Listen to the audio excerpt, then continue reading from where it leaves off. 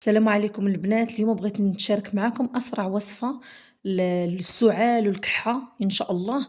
العسل يكون عندكم عسل اللي هو عسل حر ولا عسل بالأعشاب اللي كيصلح للدواء، زائد الفطر الريشي الجائل.